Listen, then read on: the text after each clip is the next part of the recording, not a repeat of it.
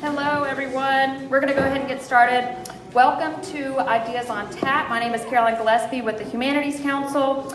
For those of you who are Ideas on Tap regulars, I think that you will join me tonight in realizing how strange it is for this to be on a Thursday and not a Tuesday. It feels like tomorrow is Wednesday. For those of you who have not been to Ideas on Tap before or who are fairly new, welcome. This is the Mississippi Humanities Council's monthly happy hour program where we talk about current, important, relevant issues in our city, our state, and our country. And this particular program tonight is the second in a two-part series that we are working on in Jackson about public education. The first took place last month and dealt with some statewide policies towards education and different philosophical approaches. This is part of a larger series that is statewide that we'll be doing around the state in 6 different communities throughout the year. We just had one in Clarksdale on Tuesday. We'll be doing programs in Meridian, Hernando, Biloxi, and Stewart. Meridian, Hernando, Biloxi, and Tupelo later in the fall, so y'all stay tuned for that if you travel at all and want to make those programs. All of these programs are funded by the Phil Hardin Foundation through a special generous donation that they have made to the Humanities Council for this entire public education series. I want to say thank you to our panelists and our moderator who are taking time out of their busy schedules tonight to be here with us. But I will also say that the ideas expressed on stage tonight are not necessarily those of the Humanities Council. A couple of quick housekeeping things before I actually let them start to talk. There's a sign-up sheet in the back if you want to get on the Humanities Council's monthly e-newsletter. We'll also be sending out a link to a survey tomorrow so that you can share your thoughts about tonight's program, so feel free to sign up back there. I also want to mention this poster that I've got. Thea Faulkner, who is in the red right back here, has got these posters. Tonight's conversation is all about the Jackson Public School System and about ways that we can help and improve it. And if you want a concrete way to help teachers in JPS, this is a great way to do it. Thea has got more information, but basically this is a school supply drive for teachers in JPS so that they can have more resources available to them without having to take it out of their own pockets. So find Thea in the back. You can get these flyers. You can take them to your churches, your places of work, and have people donate supplies. So find Thea in the back for more information. Let's see. One more thing. All right, we're going to end right at 7. We're going to have about 10, 15, maybe 20 minutes for audience questions at the end before we wrap up right at 7. If you've got more questions for the panelists after that, feel free to stick around, grab them, get another drink, whatever. Thank y'all for coming tonight. I'm going to hand it over to Kaylee Skinner, who has so graciously agreed to moderate tonight's program, educational reporter for Mississippi Today. Thank you all very much for coming. All right, well, hello everyone, and welcome to tonight's Ideas on Tap. I'm Kaylee Skinner, and I'm a reporter with Mississippi Today. And for those of you that aren't familiar with us, we're a non-profit newsroom that covers policy and politics across the state. So, as Carolyn just said, tonight we're here to talk about what's going on in the Jackson Public School District. But before we get into all that, I'm going to introduce our panelists and let them tell you a little bit about themselves. So we have Rosaline McCoy with the Jackson Council PTA, Rhea Williams-Bishop with the Kellogg Foundation, Robert Greene with, whoops, did I say that right? Yes. With the Jackson Public School District, and Errick Greene, and Robert Blaine with the City of Jackson. So why don't you guys introduce yourselves? I'm Rosaline McCoy, and I serve as the president of the Jackson Council PTA, which is a state-ordered liaison between the Jackson Public School District parent bodies or parent organizations, and the Mississippi State Congress of Parents and Teachers. Good evening, everyone. I'm Rhea Bishop, and I serve as the Director of Programming for the W.K. Kellogg Foundation for Mississippi and New Orleans.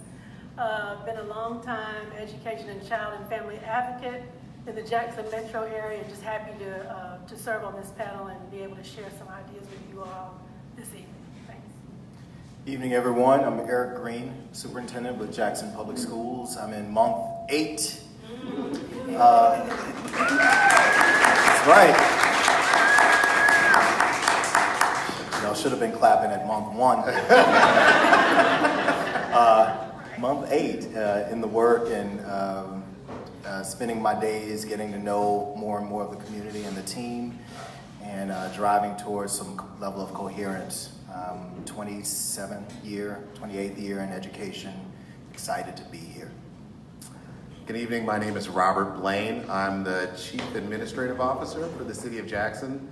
That's a fancy way of saying that I'm the janitor for the city. Somebody's got to clean up the mess. Clean it up. All right, well, let's dive in. For a little bit of background, in September 2017, the State Department of Education tried to take over the school district because they did an investigative audit that said JPS was in violation of 75% of state accreditation standards, which basically just means there was a lot of stuff wrong, according to MDE.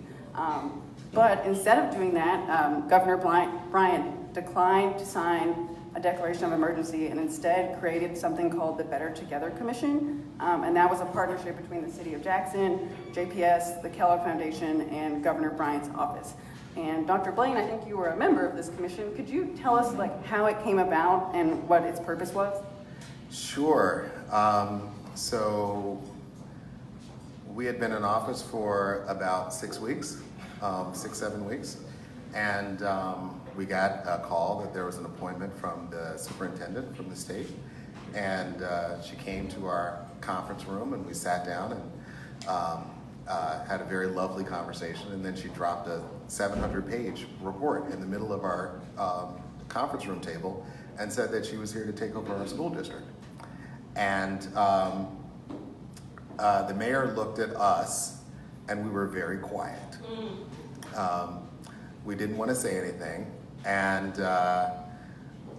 we said, well, we would love to talk about some ways that we could partner and some ways that we could think about this. And she said, no, the letter's already written.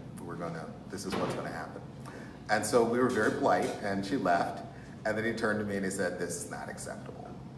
And the reason that it was not acceptable was because the mayor ran on this position that you can look at Jackson and cities like Jackson and essentially find economic models of humiliation.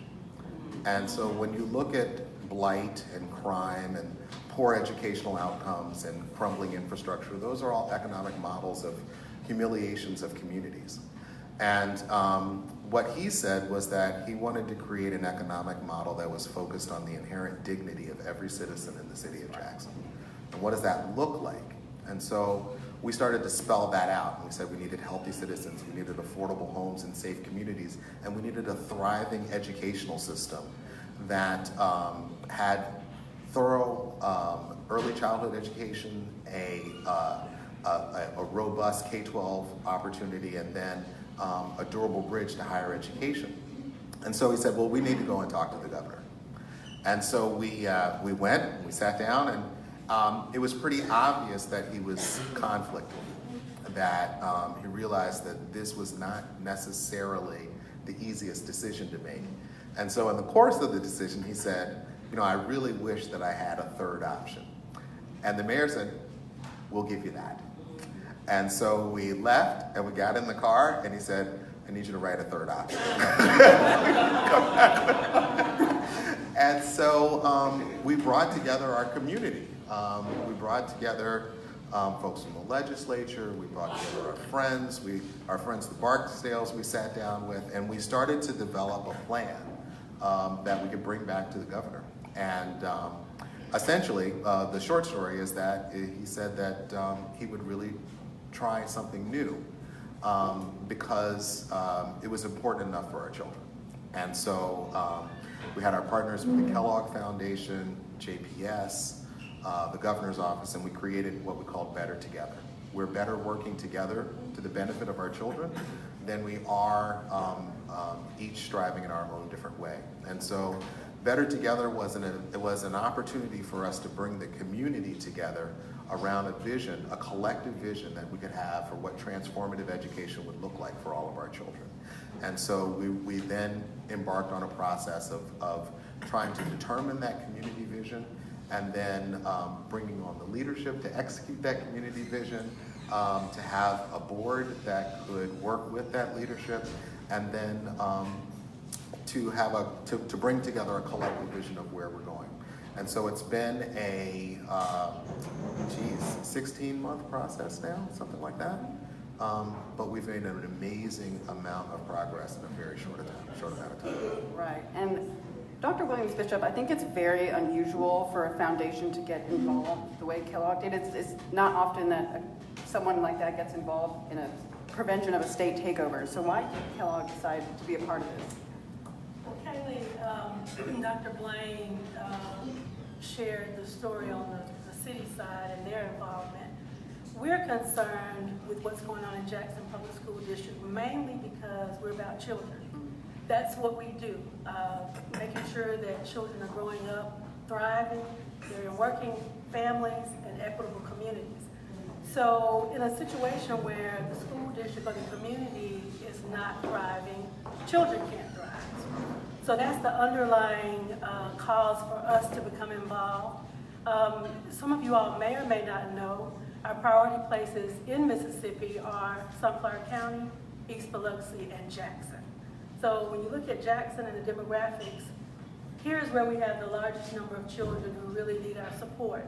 So that's where the focus has been. A little bit about how we really got involved in terms of getting on the ground, enlisting the community. If you look at any of our documentation or anything that the Kellogg Foundation puts out, our founder, W.K. Kellogg, is very, very tied to the theory of change, that everything begins with cooperative planning, intelligent study, and group action.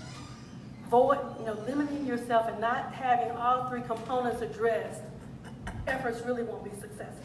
So we put a lot of time and investment into hearing from the community, helping support listening sessions, helping put together funding for staffing to actually help the Better Together Commission be able to put the words in the MOU into action. So those are all important components, and I think that's what's brought us to this point today. The fact that we were able to galvanize the community, do all the things that have been done within basically a 6-month period when the initial MOU was signed. It would normally take communities 2 years to do that type of work. So we're really excited. It's nothing that we could have done alone. We're just happy to be a part of the process. And I'd also like to share, picking up from Dr. Blaine's story. So we had a program officer, very engaged. Many of you all know Yamika Russian. She happened to be in the governor's office talking to the education policy advisor, probably around the same time Dr. Blaine and the mayor had their conversation. And she was there talking about early childhood education when she found out about the takeover and then the governor's wish for the third way. So I'm a believer in timing. Timing is everything. The stars aligned. Had those conversations not occurred, we wouldn't be where we are today, and communication is key. The mayor often refers to how this is such an unlikely partnership. We like to view it as very likely, because any community that can bring key players together around issues that will support children and families, it's just the right thing to do, and it's not political. You do what you have to do to move things forward for children, and that's basically our position and why we got involved and still involved and will continue to be involved as we progress in this process. Great. Well, Dr. Greene, you came in kind of as this was already well underway, and things were not fixed when you got here in October. What kind of challenges did you see when you came to JPS? So lots of the challenges that I saw and that I have come to understand more deeply have been enumerated in several reports and anecdotes in that. So lots of work and opportunity to focus the work of the district in any area. The focus around teaching and learning, the focus around our talent development and retention and recruitment, work around the central office operations and how we understand the needs and allocate towards those needs, and equitable resourcing across the district, lack of deep engagement. There were lots of points of engagement, but the level of the depth of that engagement was, I believe, at issue, and most would agree. And just the lack of coherence throughout the district. What are we about? What are we focused on? What metrics are we using to drive towards and to monitor our growth along the way, and to communicate where we are and where we plan to be in X amount of time and further down the road? Those are all just challenges. And then this, I'll end with this deep abiding propensity and habit of focusing on compliance. And I know a good bit of that is that we've been whipped so much. We've been whipped in the media. We've been whipped in the streets and in social media and you name it, at the church and at the grocery store. Folks are talking about JPS and all the things that we don't do right. And maybe every 10th thing is, oh, but there's this amazing child, or there's this amazing teacher or amazing leader, or whatever it might be. But all of that, I think, bred this culture where we're focused on compliance, and that's going to continue. There's residual effects of that we're continuing to work through and push through, where folks understand, yes, we've got to check some boxes. Yes, we've got to do the thing that we're required to do, and we've got to think beyond the thing, right? We've got to make sure that whatever the thing is, that the spirit of the thing, which is educating our young people and serving families and communities, that is actually happening. And if it happens as we do the thing, great. If it is not happening as we do the thing, then we've got to have that conversation and have it openly, right? I'm not necessarily saying, I'm still new on the job, I don't want to jump out there too hard, but at some point we're going to have real conversations with our friends and I say that truthfully, our friends, our partners at MDE and others around what is best for the children and families here in Jackson. And that may or may not be the thing, the checkbox that exists today. But what I understand of the leadership there in MDE is they're looking for that. They're looking for us to stand up and say, okay, so if this, the traditional expectation of a district, typically much smaller than JPS, if that doesn't work for you, then what might? How do we make this work for you in order to actually serve the students and families? Those are the things, some of the major things that we found and continue to work through and plan through and push through. Great. Well, Rosaline, you kind of have a different point of view than everyone else because you're a parent and you come at it from the PTO perspective. PTA perspective. What are some things you'd like to see change in the district? First thing on my mind is our challenges with budget, money. That is one of those, I think that's maybe a priority for everybody that considers not just public education, but Jackson Public Schools a priority. We don't have enough of it. We need it like we need bread and water. We need it like we need parents. We need it like we need our children. And we simply don't have enough of it. And the struggles with the whole money issue, that affects so many other different things, like the outcomes in our district, poor student outcomes, and how that's directly connected to the teacher shortage, and all of these things that are directly tied to money. Even as it relates to student population, decreasing the student population. We went from approximately 30,000 students to probably 22,000-ish students. And that's a big chunk of folks for us. And we want them back because they belong to us. But if we're not able or in the best position to provide the things that our students and their families need, in the form of not just school, but education and everything that children bring into our buildings every day, then the choice of a parent is sometimes I need to go where they can give me that. Whether the community agrees with it or not, whether the superintendent agrees with it or not, I need to go where I believe my child or my children will be best provided the things that I believe based on my experiences with my children. I need to take my child there. Even in terms of what? Relationships in the community. I call them relationships with our accountability partners. Those people and groups who we greatly depend on to tell us what we're doing wrong and to especially tell us what we're doing right, because I like the way you said that about being whipped. You know, some people may not agree on how we define that term, but you know, as a parent of JPS, I'm tired of being whipped. And when I go into grocery stores and all of the other places, and I know people form their own opinions about JPS based on their experiences, don't misunderstand me.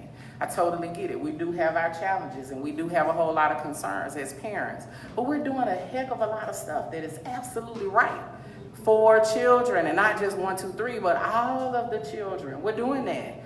And for us to be doing the best that we can, whether it's as a boot on the ground or as a holder of all of the funds that the earth can possibly maintain, the Kellogg Foundation, you know, all of us who consider ourselves partners and teammates in this thing that we call work, you know, it's hard for my ears to hear when somebody just finds anything that is wrong with our district. And for those of you in the room who know and understand who I am, not just as a parent, but I'm a big supporter of Jackson Public Schools. And for you to come in my house, in my district, every school in it, for you to come in my house and try to piss on my carpet, I'm gonna get mad about that. You know, and for you to come in my house and try to tell me what my children are not, I'm gonna get mad about that.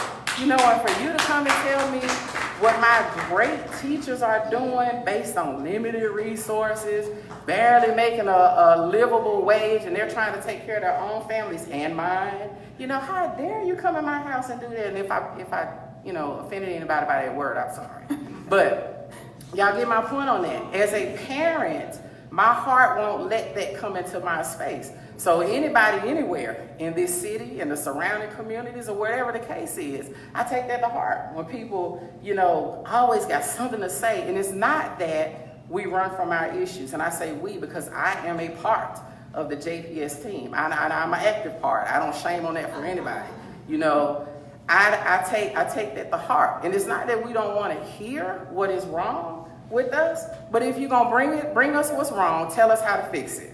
Tell us where you're gonna fit in this whole puzzle, matter not if it's sweeping the floor in the front of Casey Elementary School, whether or not it's painting the walls in Lanier High School. I'm a proud alum of Lanier High School.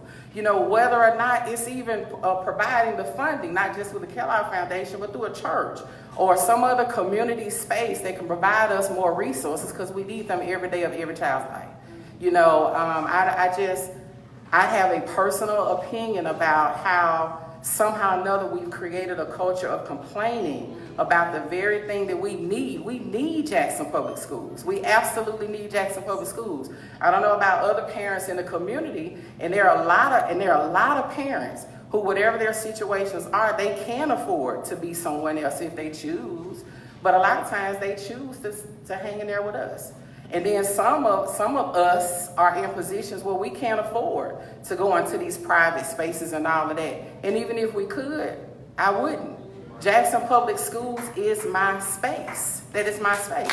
I'm a product of it, I'm a parent of it, and I continue to be a supporter of it. So I didn't mean to start preaching on that, but the challenges, but the challenges, if I had to even say from a parent's perspective, the very first thing comes to my mind is money. We need a lot of that. Not just the money, just resources, period. We need that because that directly affects the very things that are needed in our district today that will impact our children in more ways than just 1, 2, 3. It's going to affect our children all the way to the 100th. Well, I don't want to interrupt, but what you said just kind of struck something in me. What I thought is really interesting about this whole Better Together Commission thing is that the governor didn't have to do that. This third option did not have to exist. Right. I think since 1996, 20 school districts have been taken over by MD, and there's never been a better together commission for those. So why didn't they take over Jackson? For anyone. The truth is that state takeovers haven't worked.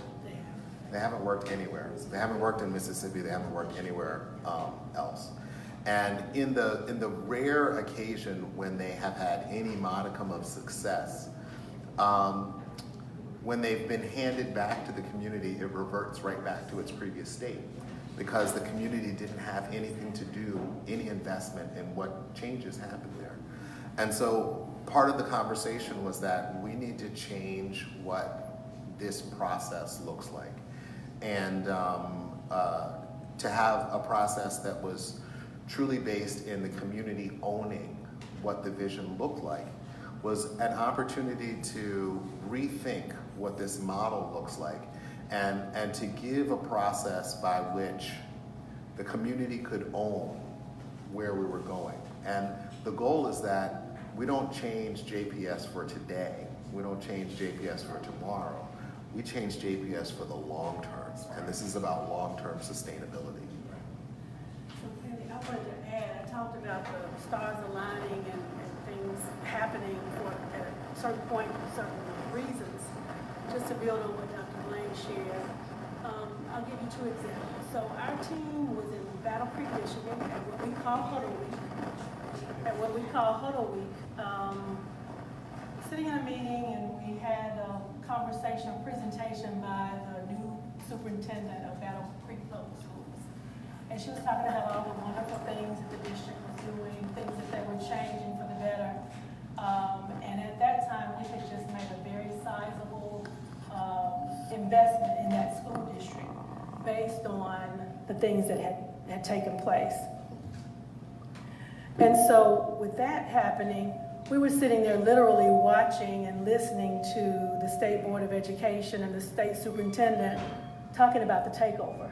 We were almost in tears thinking about, now this is our place, this is our district, and we felt helpless, like we couldn't do anything. So we immediately came back and had the conversation, talked with our colleagues in New Orleans, and we know the story of New Orleans and the complete obliteration of local control over the school district, and we see where that has them at this point. So listening to them and listening to their stories, we knew we had to do something. So that was sort of the additional fuel to the fire to keep us pushing and getting involved to do what we had to do to make a difference for JPS, and I think that made all the difference for us. Right. And I think it's also really interesting to think that Jackson has a unique situation compared to other school districts. We're the only urban one, you're second largest. So I'm wondering, does that make it more difficult to check all these boxes that MD wants you to check? I'll take that. So, again, I'm still understanding the larger landscape. But I know there have been several instances and in several ways we've been asked to either report or to monitor or to engage with MDE around challenging lower performing schools. Some of the reports that we've had to do or share with them, or even reports to our board, monthly reports on the progress of our schools. And the reality is with 5, 10 schools, that's a very different thing than with 56 or whatever number of those schools that need to report out. And so the sheer scale, the numbers, oftentimes that it seems like that has not been fully considered. As you think about the thing that makes sense, in theory, it makes sense that we provide regular updates on these lower performing schools and what they're doing, because they're working their tails off. Teachers, school leaders, kids, parents, folks are working their tails off. And so it makes sense that they're providing some feedback on that. But as an example, that's one thing. At scale, it becomes really, really challenging. And you start to wonder if that's really the best use of everyone's time, or if there's some additional planning and professional development or whatever else that might be done to support the growth and progress of the schools and the school communities. And just doubling up on that, I think you and I have talked about this. It's also, just to be frank, Jackson has a lot of kids that live in poverty, and it's a lot easier to educate a kid in a DeSoto or Madison that's not starving when they get to school, or all that kind of stuff. So can anyone kind of elaborate on the challenges that come with that? Well, I'll just say a little bit on that. I'm really glad that you pressed on that point. One of the things that was named in the report, findings and recommendations, had to do with the size of the district. And I think there's a general belief that we're bloated. Our district, especially central office, is just bloated. It's much larger than it needs to be, and there's, in comparison to some other districts, we're larger, and all these sorts of things. The reality is, again, when you come back to equity, and equity is one of our newly adopted shared core values, when you come back to equity, it's not about everyone having an equal number of X, Y, or Z. It is looking at the needs and addressing and allocating towards those needs.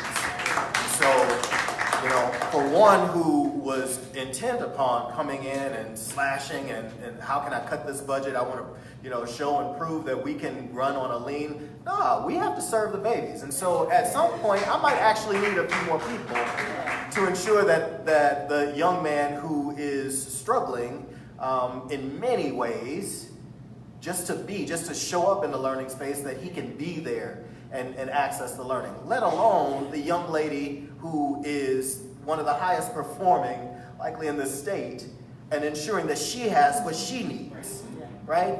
All or both ends and everywhere in between. And so that's one of the things that we'll simply have to show and prove. We'll simply have to continue to demonstrate to folks that the resources that we have. Yes, we need more, but the resources that we have, that we're really thoughtful about how we're allocating those and utilizing them most effectively and efficiently, and making the case for any additional resourcing so that folks understand you can't just compare apples to apples. Maybe it takes the same team to make 5 Toyotas versus 5 Nissans. Maybe it does. I don't know. I'm not in that business. But it doesn't take the same number of folks to educate this number of these 10 children and these 10 children, understanding that their backgrounds and their circumstances are likely very different. And I'm curious, how can the people in this room and the community help JPS? Anybody? I would just add to Dr. Greene's words that when we look at communities and we see communities that have been historically disadvantaged, we have to be able to make the cure commensurate with the challenge. And so one of the things that we've been talking about is that how do we have a framework through which we can scaffold all of the various assets that we have in our community and use them in a way that advantages the communities that need them the most. And so the conversation has really been about, okay, let's really let's deconstruct the way that we've done things historically and really create a framework where we can scaffold all of these interventions together and think about how do we support the child throughout the continuity of their, not just their education, but throughout their lives. And how are we creating ladders of opportunity for folks to be able to have economic mobility and transform their own circumstances. So that happens when you have really focused ways of supporting families and communities. And healthy families create healthy communities. Children from healthy families come to school with a sense of support, and that allows them to be successful. And so we've got to be able to focus on how we create that. Right. And I think one of the big roles of the Better Together Commission was to engage these families. Is that work still going on? I know the commission's kind of, is it done? I don't actually know. So the commission is really not done. I don't think the work of the commission will ever be done. The work of the community, the folks in this room, will never be done if we want to make sure that JPS becomes the type of school district we want it to be. It will take all hands on deck. And, the point about if the state and the city have to, and the city realizes it, I think the state is coming to the conclusion so goes Jackson, so goes JPS, so goes the rest of the state.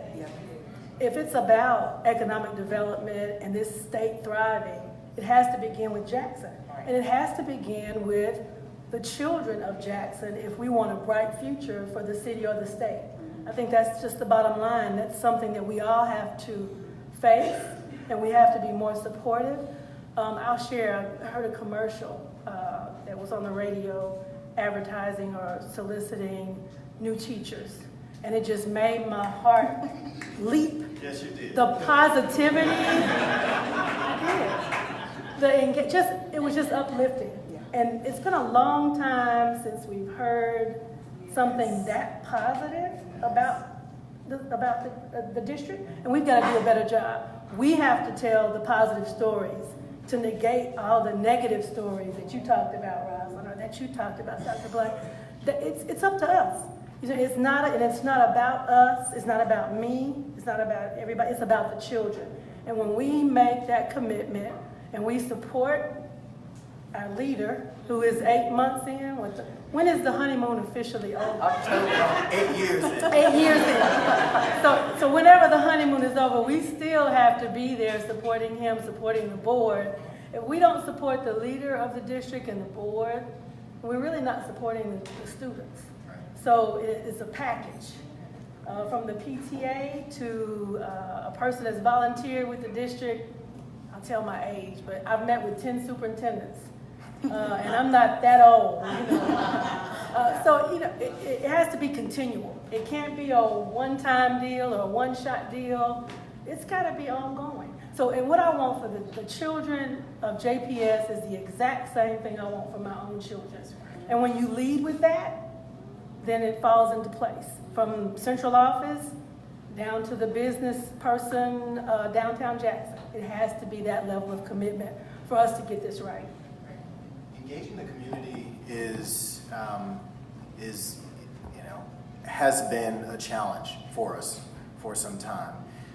It works really well in some pockets and with some people and with some groups and with certain offices or with certain schools. But the consistency across the district is simply not there, and we know that. That's work that we've got to do and work through. We didn't get to this place overnight. We simply didn't. And my fear is that folks grow tired of that phrase. We didn't get here. We're not going to fix it overnight, but it's real. And one of the things that I want to impress upon folks and ask you to impress upon your networks is that it will take time, right? I do think I'm kind of smart. And yet, I and this body of folks and all of those who have their hands and their hearts and their minds in this work, is still going to take time. And yes, we need more resourcing. It's still going to take time. Yes, we need stronger, deeper, more thoughtful partnerships, and it's still going to take time.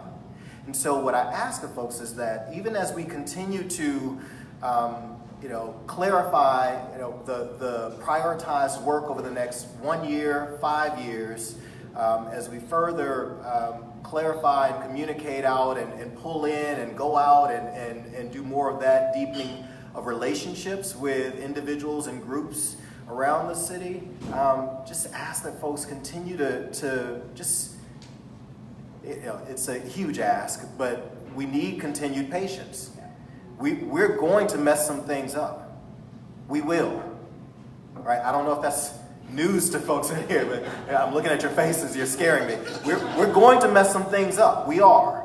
And we're going to get a lot of things right? And so, yes, we will do our part to try to help all of us to celebrate those things that we do get right. But the one fear that I have is any mess up is going to be, see, I knew they couldn't, or see, I knew that leadership wasn't, or see, whatever. We don't have time for that. We're going to have some missteps, and every organization, every district, every school, wherever you go, every church, every household is going to have those missteps. We're going to have ours. We just need the continued patience and partnership where we can actually talk about the misstep. Let's sit down and talk about it. What was it? right? And I'm sorry, I can't hear you because you're cursing at me right now, right? Let's switch that up. Let's have a real conversation about it so that we can get to the core of it and we can do something about it. I do hope that more and more and over time we will prove to the community and to our parents and students in particular, but to the broader community that as you engage with us around issues and challenges, that we will engage back and we'll come with a solutions orientation. Well, that makes me wonder, Dr. Blaine, did you have something? No, I was just going to add to that. If there's anything that I could ask of the community, it would be that we change our image of ourselves. I get to go to a lot of community meetings, and I was in a community meeting recently, and it was essentially a set of great news stories, right? I mean, it was like, yeah, we saved the public school system. We turned the city from a deficit to a $12 million surplus. It was one great news story after the next. And every good news story I had, someone in the audience had what I call a yeah, but, right? We saved the public school system. Yeah, but the kids ain't learning. Well, we turned the city from a deficit to a surplus. Yeah, but the roads are still raggedy. And it was like, everything was, and so I guess at the end of the meeting, I was a little crestfallen. And this very nice lady comes up to me afterwards and she says, baby, you ain't from here, is you? And I said, no, ma'am, no, I'm not. And she said, you have to understand that Jacksonians feel more comfortable losing than winning. And that hit me like a ton of bricks. What that means is that we have a community that has been overpromised and underdelivered for so long that it's hard for us to be optimistic about our future.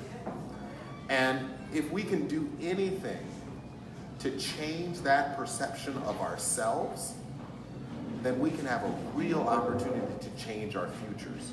But we have to start inside first, and then we can really do something about the outside that comes from that. So that kind of makes me wonder, I know you said it takes time, but I mean, from 2017 to now, the district got an F. And I know that it takes a while for accountability ratings to show up, but like for a parent that is not well versed in how this works, you're like, oh, they got an F again. I thought this commission was supposed to fix everything. How do you get people to trust you and know that it is going to take time? For our part, it's identifying, well, one, that accountability rating, whether it's for the school or for the district, cannot be the sum total of your worth and the only story of your worth and your effectiveness. It's hugely important. It is the state-adopted accountability system, got it. And so what are we doing to round out that story?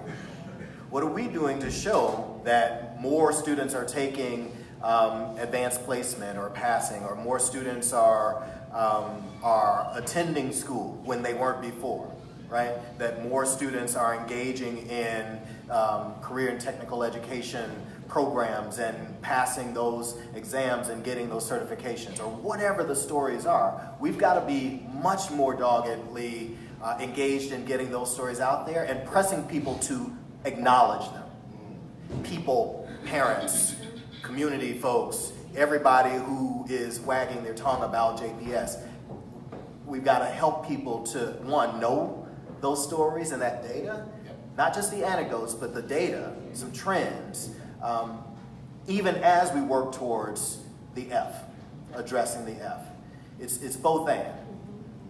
And I wonder, when are we out of the woods? When can we breathe a sigh of relief? And I don't know that like things are ever going to be perfect. No school district is perfect, but like, how do you convince? When will we know that like MD is not breathing down JPS's neck? So I know that MDE has made it very clear to us that they're expecting growth. They're expecting us to, obviously, to come out of the F status, but expecting growth. Measurable, demonstrative growth. And we've got very specific, not get into the checklist, but we've got very specific standards of performance that MDE has cited us for. And as we continue to tick those off, and some of them are very technical things, very direct, very specific things that we can fix, and some are growing our professional development, our teacher pipeline, or our leadership pipeline programs. And so as we continue to tick those off, that is for sure growth, because that's how we, that's the basis at least on which we got to the potential takeover. And those continue to be, I don't want to quote any wrong numbers, but we continue to get those cleared, right? Department after department, whether it's transportation or facilities or special education, on and on and on. We're ticking those off and getting those cleared. And that's something that, obviously MDE is looking towards. There was no expectation that because they cited us and because Better Together Commission was formed that in a year all of that would be cleared. There was no expectation of that. There was an expectation that we won't have this number of citations come, this time next year. And we're delivering on that in states. Kayla, I just wanted to add, so there, when you look at the ratings, a school district or community is much more than the rating. Back to Dr. Blaine's point, when we as a community help set the standard, we set high expectations. So while Dr. Greene and the team are working on that checklist to move to the next level, the community has work to be done. That is making sure children know, making sure teachers know, we've got your back, we're supporting you in this, being positive, doing whatever you can do. I mean, it's a two-way street. So we can't just look at our leadership and hold them responsible. Look, you still have an F. What have we done individually or collectively to move from that F to a higher level? And, we're in it for the long haul. We have to be in order to see a change. One point I wanted to make regarding the extreme poverty that we talked about and how that relates to the resources. Autumn and Associates did a study, I think it's about 10 years ago, don't quote me on it, you can Google it and find it, for the state of Mississippi. And when you look at students, the per pupil expenditure needed to really educate a student living in extreme poverty should be 200% more than a regular student. So I just wanted to share that with you to give you some additional insights. We're an F for a lot of other reasons. Let's be clear about that. If you don't have the amount of resources that you need, most of the findings in those reports were safety and security breaches, has a lot to do with the age of the buildings. I remember during the time we were trying to get the bond passed, there was a news story, and I should have recorded it. So there was Dr. Jean Hairston at one of the JPS schools, cracked wall behind her. It may have been in the restroom. Major issues, pleading for people to support the bond issue. Then a neighboring school district, there were the students marching in the band, 3 or 4 parents. Oh, we have to pass this bond issue for a new band hall. And I literally paused. So we've got crumbling infrastructure, and the band needs a new band hall. So equity is a big part of this conversation that we have to face and deal with, as well as all the other issues. So it was just very blatant and very stark contrast that I hope others noticed. And so I'm glad we passed it. There's much more work to do, and it's not just about what the leadership, the board, people working for the district are doing. It's what we're doing as a collective community as well. I'll say this is my last question before we turn it over. I think I'm going to ask you this, but what do you want people to do to help JPS, like concretely? More.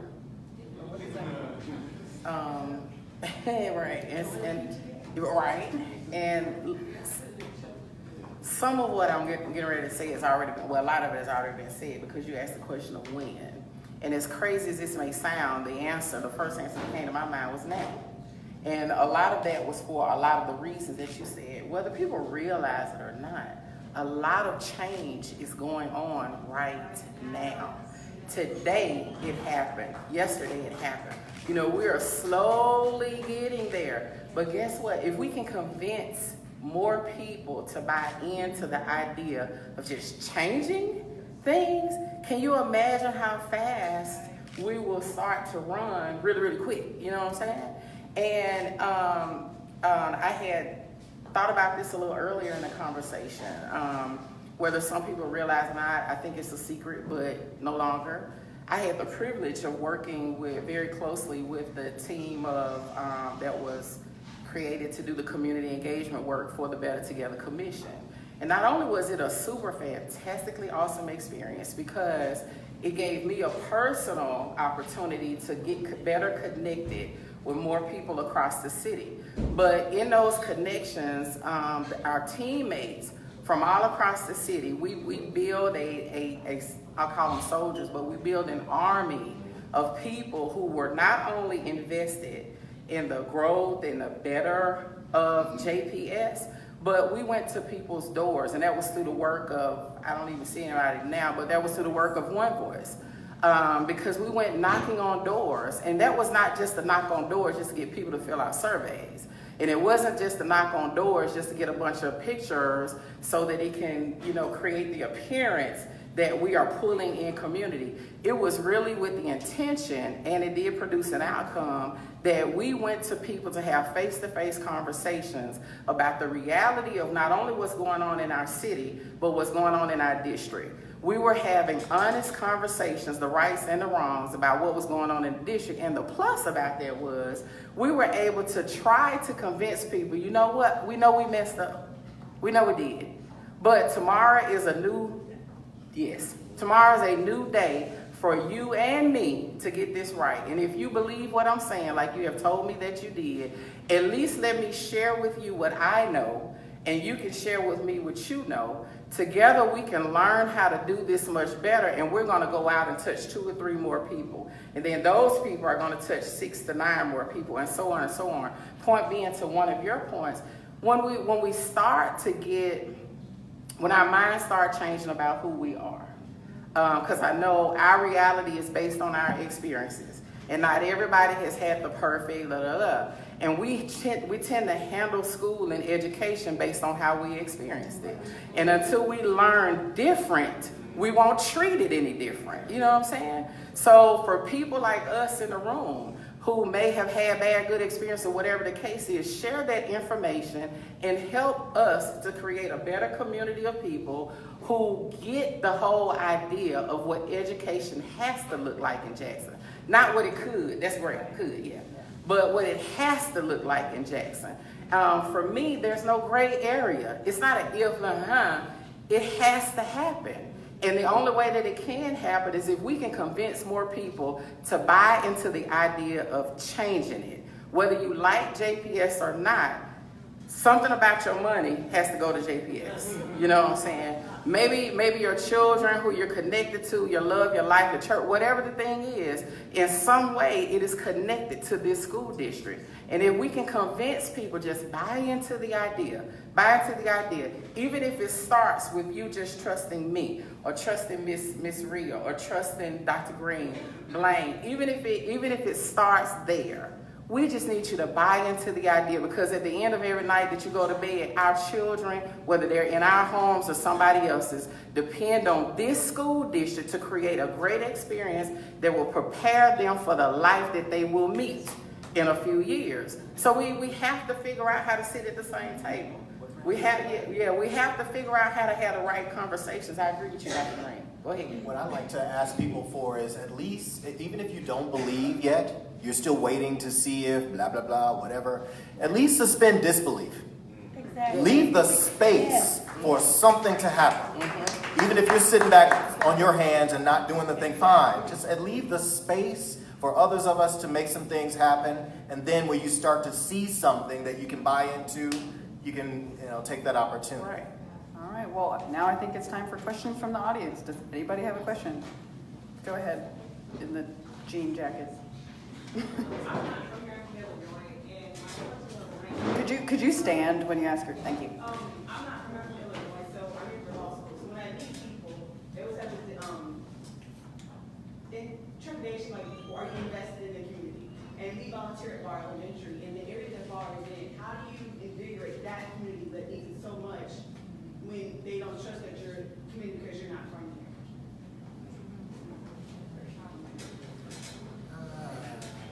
there? I got a little space to say. Oh, yeah. But you know, in that Southerners, we tend to welcome people. Who your people? Where you from? But you know, that kind of stuff. But at the end of the day, we're gonna fry some chicken. I don't know why I'm thinking about Miss Faulkner when I say this. We're gonna fry some chicken and we're gonna do this and we're gonna eat and make you feel at home. But currently, I am doing some work with the Boys and Girls Club on Capitol Street.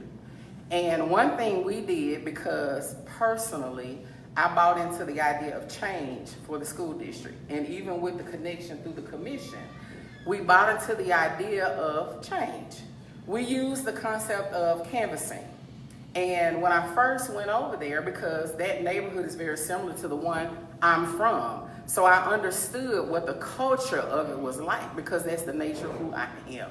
So what we did, I needed to get people to buy in to the idea of walk with me and let's go let the people know that not only do we expect you to come to us, but you don't have to.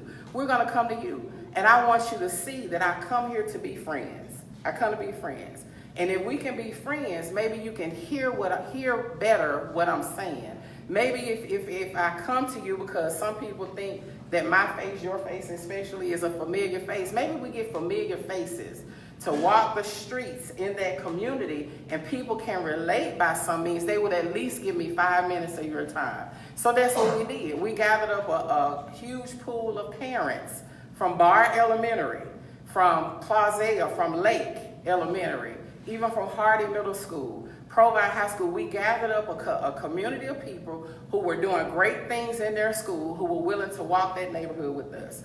On a full Saturday, we walked that entire community and we did exactly what we did through the commission.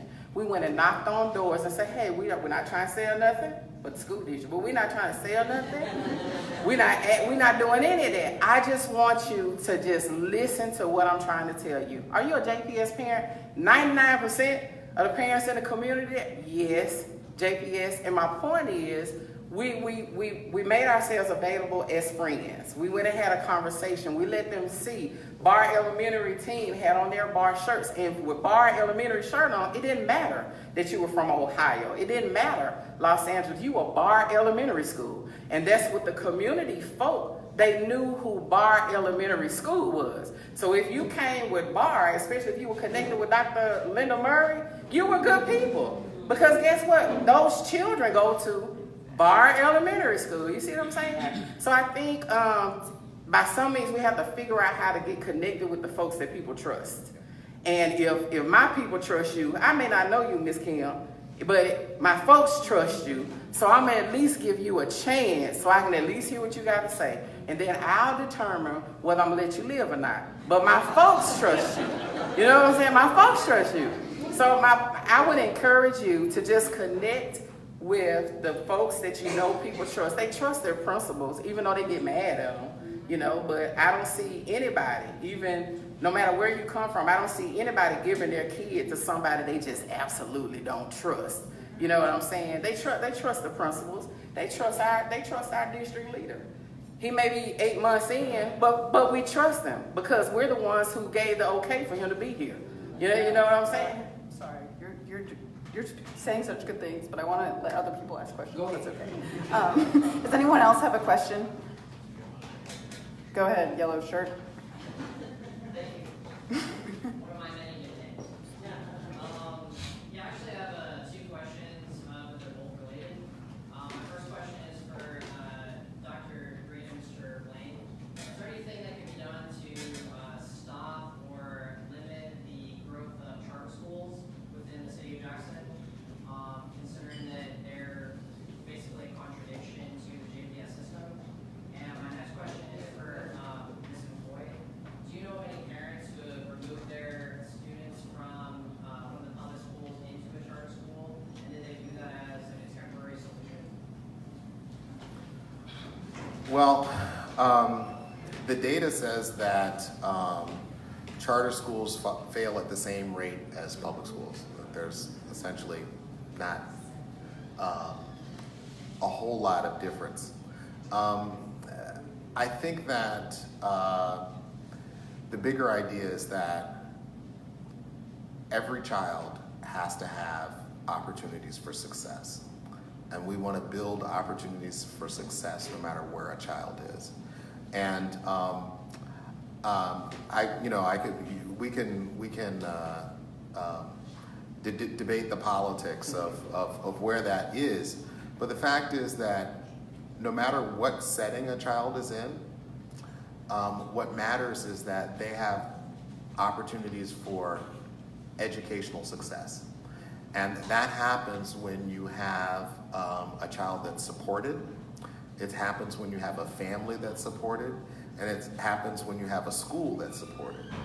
And if you don't have any one of those three things, that limits the opportunity for the success of that child. And so we've got to make sure that we build the success matrix around that child that makes sure that all three of those facets are supported.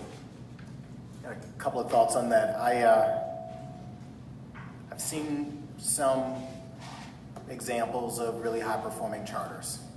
I've seen several examples of really high-performing traditional public schools. Now, one, I think there are lessons to be learned from high-performing schools in general. Not those that are not lessons about how to exclude children in order to cream and create this perfect little thing that, then you can hold up test scores around. However, there are lessons to be learned from high-performing schools, no matter the governance structure. And I think we need to do that, be open about that, to learn lessons from, smart performance and smart practice. My bent is that I don't necessarily want it. I've heard some commentary over the last whatever months that I've been here, folks talking about assessment and wanting to do away with some assessments partially because the children aren't doing so well on the assessments. Like that's not my deal. I don't want to spend my energies trying to do away with charters. I want to spend my energies in creating schools that are so compelling that even in the face of charters or traditional or independent or private schools, you want to come to JPS school because it's the best option. So, and that's not just, thank you, but that's not, those aren't just words. I want to we have to create schools that are so compelling in the neighborhood where you can walk to. So in addition to the fact that it's high performing and wonderful education is being provided to young people, happens to be in the neighborhood. And so you've got that connect as well. So that's one big thought. Two, the reality is charters are here, and unless and until the populace chooses to create some and put pressure on lawmakers to change charter laws, they will be here. That doesn't mean that I shouldn't be sitting at the table with a charter or would-be charter operator to say, listen, so what are your plans? Where are you thinking about operating? Well, can we talk about this? Because that is right down the street from a school that exists right today. There are some gaps perhaps in the city. Can we talk about where you might, again, while there is the opportunity for charters to open, let's have some conversations and dialogue about where they might and how that can be less disruptive and cannibalizing with the current schools that exist. It's my take. Will you please answer my question again? Yeah. Parents who have gone. Do I know parents who have come and gone back? What did you say? I was wondering if you knew any parents who have taken their kid or children out of a public school into the charter, and if they just view that as a temporary solution. Do you think that they, would come back to the public one if they, saw something? As an organization, we see parents leave the district, go to charter because at that time they believe that that's what's best for their child, based on their understanding of how all of this works and everything. But over 80% of those parents experience a thing and they choose to come back to JPS for whatever their reasons are. And I think a lot of that is attached to, I think it was Dr. Blaine that mentioned that charter schools are performing the same way we are. You know, everybody's a little upset about what public schools or JPS is not doing, but charter schools don't do those things either, you know? So to answer the question, yes, a lot of parents that have left, but a lot of parents do come back. Actually, the majority of the parents, they do come back. Just a quick point, because I don't want to belabor the point. So charters nationwide serve 1% of students. We're concerned about the 99%. We're not pro-charter, we're not against charters. That's just a fact of reality. The other thing is that when we refer to charters, they are in this state, they are public schools. So let's be clear about that. The other point I want to make is when they pull out, the dollars follow them to their school. And when they come back to JPS, guess what? The money stays with the charter. So I just wanted to point that out as a clarification. We have time for one more question. Go ahead. Lady in blue. I hope people can hear me, but I'm just gonna frame it with I used to work with JPS, MDE, and now I'm at Jackson State. So, and I hate to be the yell butt person, but I'm the yell butt person right now. So, I know that Rosaline talked about the fact that a lot of the student population has gone down, and I know that's directly tied to the fact that people are leaving the city. And part of the big complaint too about JPS has been discipline. Incidents and how they're handled. So I'm wondering what the plan is for making that better so that parents feel better about their children being safer in JPS and not leaving the district or moving from the city to go someplace they think safer. And now also, two-part question. So, like Jackson said, JPS knows that there goes Jackson, there goes us. So we're in the city. So the other thing about those discipline issues is also safety in the city. So we've been seeing on the news stories about a dwindling police force, and also crime levels is always a concern as well. So plans for how the city works on those so that JPS can also work on these issues. Sure. Well, I'll start with the first half of it.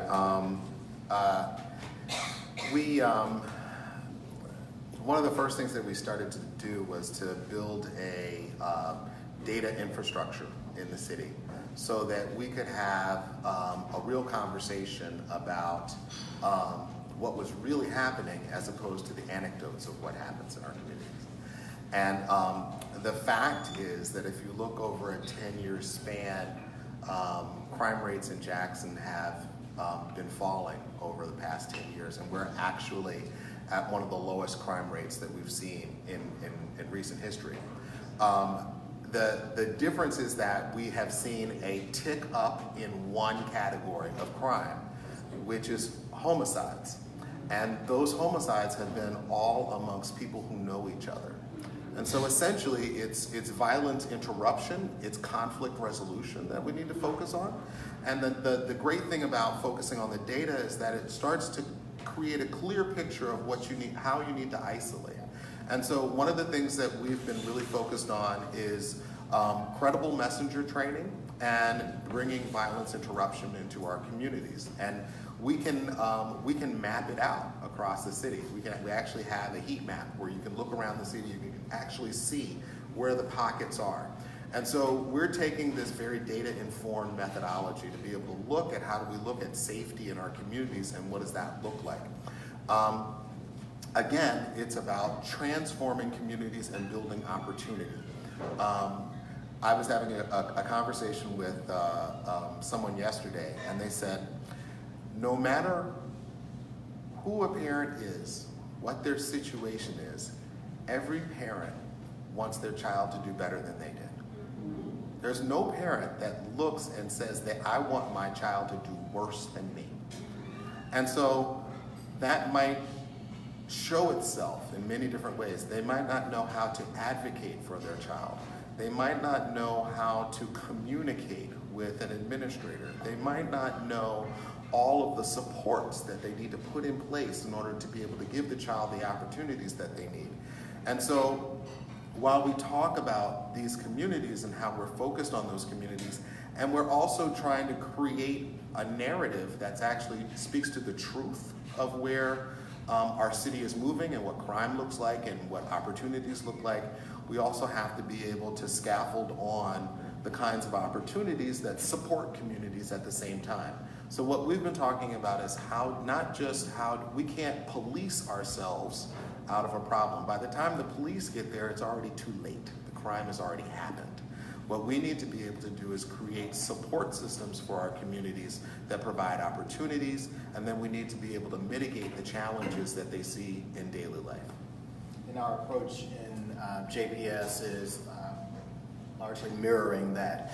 One, just better understanding what are the infractions or the behaviors that are so disruptive, or whether they're violent or whatever they might be, counter to the positive and respectful culture that we're building. So we're an education institution, and so our first approach has to be around education. How do we support both the big people and the little people in engaging with one another, coexisting in a space in a way that's more productive? And so we've named as one of our big, actually two of our core values, one around relationships and another around positive and respectful culture. So building out specifically, what does that look like? What does that look like for little people? What does that look like for grown-ups? What are the actual practices, the strategies, the actions that grown-ups need to take in order to engage in meaningful, positive relationships with young people? And how do we create a space that helps young people in particular to be happy and whole as they learn and as they persist through and get challenged academically and in other ways? So specific work around that, and that's already in development in our strategic plan. As well, professional development. We've got at least 40%, closer to 50% of our teachers who are novice.